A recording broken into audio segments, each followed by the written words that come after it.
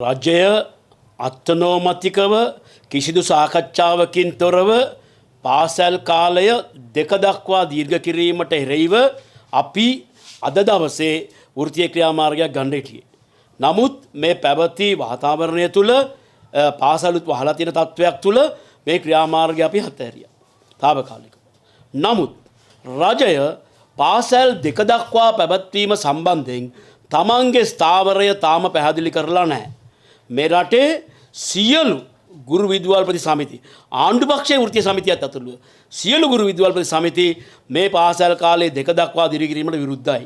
ඒකට හේතුව තමයි කිසිදු විද්‍යාත්මක පදනමක් නැතුව තමයි පාසල් කාලයේ දෙක දක්වා දීර්ඝ කරලා තියෙන්නේ. දැන් මේකෙදී අපි ගත්තොත් මුස්ලිම් පාසල් සම්බන්ධයෙන් ගත්තොත් ඒ පාසල් 2:50 වෙනකන් තියෙනවා. 3ට ආසන්න වෙනකන් තියෙනවා. පාසල් ඉවර ළමයි කොහමද යන්නේ? එක විවේක කාලයෙන් පස්සේ කොහමද 3 වෙනකන් ළමයා ඉන්නේ? ඉතින් මේ වගේ වාතාවරණයක් තුළ අප්‍රායෝගික මේ ප්‍රතිසංස්කරණ ක්‍රියාවලිය වහම නවත්තන්න කියලායි අපි කිව්වේ. නමුත් ආණ්ඩුව මේ සම්බන්ධයෙන් කිසිදු වගේ වගක් නැහැ. අපි මේ පැවති වාතාවරණය තුළ මුළු රටම යම් කිසි විදියකට කඩාකප්පල් වෙලා තියෙන වාතාවරණයක් තුළ අපි ජනතාව වෙනුවෙන් මේ රටේ තියෙන තත්ත්වය වෙනුවෙන් තමයි මේ ක්‍රියාමාර්ග පිළිබඳ නිහඬව හිටියේ. නමුත් රජය දැනුත් මේ ප්‍රතිසංස්කරණ දෙක වෙනකන් ක්‍රියාත්මක කිරීමට අදාළව වැඩමුළු පවත්වමින් මේ දිනවල අදත් මේ විදුහල්පතිවරු හරහා මේ සඳහා වැඩමුළු පවත්වාගෙන යන මේ ක්‍රියාත්මක කිරීමට අදාළව අපි පැහැදිලිවම විරුද්ධයි. මේ දිනවල ජාතික අධ්‍යාපන ආයතනෙත් ඒ වගේම කලාප කාර්යාලවලත් විදුහල්පතිවරු කැඳවලා මේ ප්‍රතිසංස්කරණ ක්‍රියාවලිය පිළිබඳ වැඩමුළු පවත්වනවා. නමුත් ඒකෙදී මේ දෙක දක්වා පාසල් පැවැත්වීම වගේම බරපතල ප්‍රශ්නයක් තමයි මේ නව අධ්‍යාපන ප්‍රතිසංස්කරණ තුළ අඳුන්වා දෙන විශාල විෂයන් සංඛ්‍යාවක්. මේ විෂයන් සංඛ්‍යාවට අදාළ ගුරුවරු නැහැ. මේ සම්බන්ධයෙන් විදුහල්පතිවරු ප්‍රශ්න කරාම මොකද්ද කියන්නේ? පාසලේ ඉන්න ගුරුවරුන්ට අනුව ඒ විෂය උගන්වන්න කියලා කියන්නේ. එතකොට දැන් විෂය මාලාවක් හඳුන්වලා දීලා අලුතෙන් මේ විෂයන් හඳුන්වලා දීලා මේ ක්‍රියාත්මක කිරීමේ ඇති ඵලය මොකක්ද? නමුත් මේ පාසල් කාලයේ දීර්ඝ කිරීම සම්බන්ධයෙන් රජයට තීරණයක් ගන්න පුළුවන්. තවමත් තීරණයක් කරන්නේ අපි ගුරු විද්‍යාලයේ සන්දානයට අධ්‍යාපන ලේකම්වරයටත් අධ්‍යාපන ඇමතිවරයටත් ලිඛිතව දැනුම් දීලා තියෙනවා පාසල් ආරම්භ කිරීමට පෙර.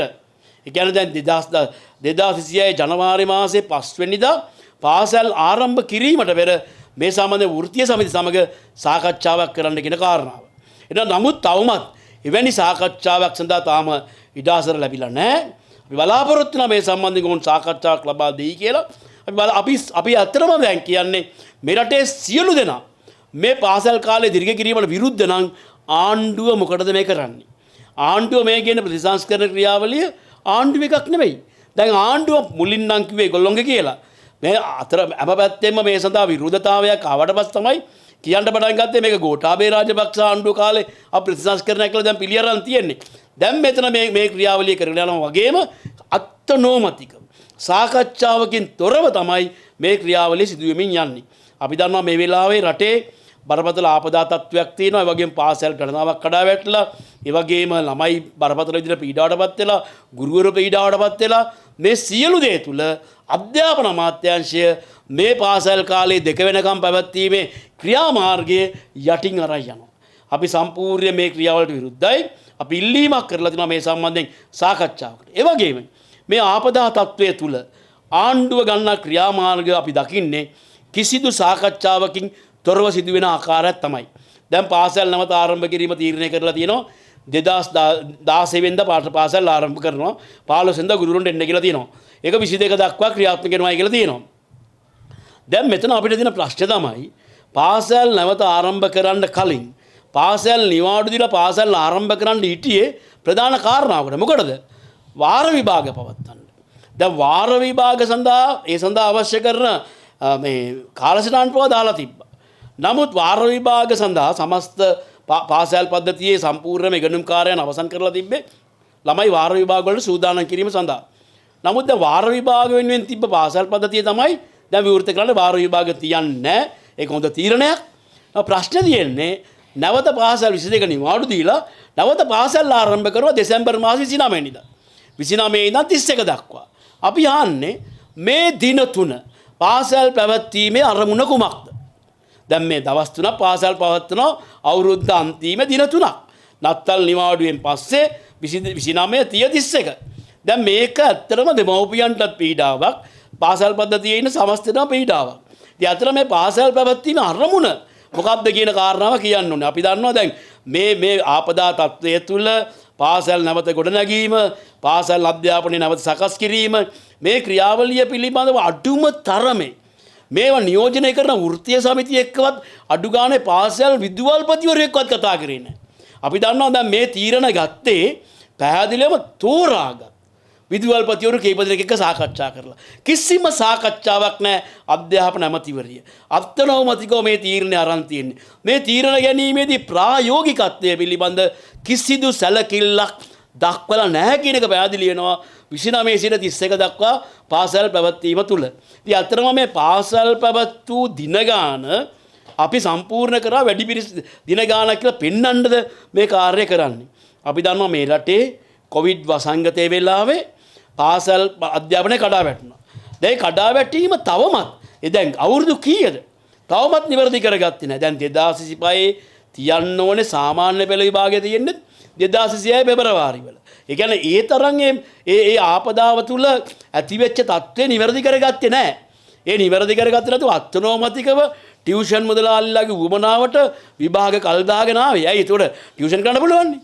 එතකොට දැන් මේ වගේ වාතාවරණයක් තිබිච්ච රජයක් පරාජයට පත් වෙලා නව රජයක් ආවට පස්සෙත් අඩු ගානේ මේ ආපදා තත්ත්වය තුළ නැවත පාසල් ගොඩනැගීම සහ ක්‍රියාත්මක කිරීමේදී අනුගමනය කරගත්තු ක්‍රමවේද පිළිබඳව පාසල් පද්ධතියේ ගුරුවරු විදුහල්පතිවරු එක්කවත් සාකච්ඡා කරන්නේ නැතුව අත්නෝමතිකව සියල්ල Taman දන්නවයි කියලා හිතාගෙන ආණ්ඩුව මේ කටයුතු කරමින් යන්නේ. ඉතින් මේක ඇත්තටම බරපතල කනගාටුදායක තත්ත්වයක්.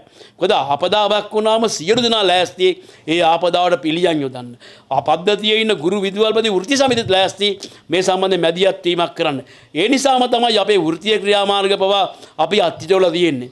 නමුත් ආණ්ඩුව තමන්ගේ න්‍යාය පත්‍රය ඉස්සරහට අරන් යන සූදානම් වෙනවා නම් අපි ඉඩ තියන්නේ නැහැ. පැහැදිලිව අපි කියන්න ඕනේ අපි බලාපොරොත්තු වෙනවා මේ සාකච්ඡාවක් අපි ඉල්ලලා තිනවා මේ ප්‍රශ්න සම්බන්ධයෙන්. එවැනි සාකච්ඡාවක් නොලැබෙනවා නම් අපි අනිවාර්යයෙන්ම අපි අනිකුත් වෘත්ති සමිති සමග සාකච්ඡා කරලා බලාපොරොත්තු වෙනවා ඉදිරියේදී අපි ගන්න ක්‍රියාමාර්ගය මොකක්ද කියලා පැහැදිලි කරන්න.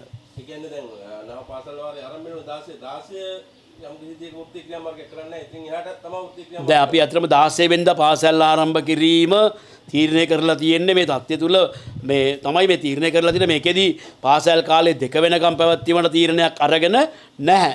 එතකොට දැන් පාසල් 2 වෙනකම් ආරම්භ කරන්න තීරණය කරලා තිබ්බේ 2026 ජනවාරි නම්.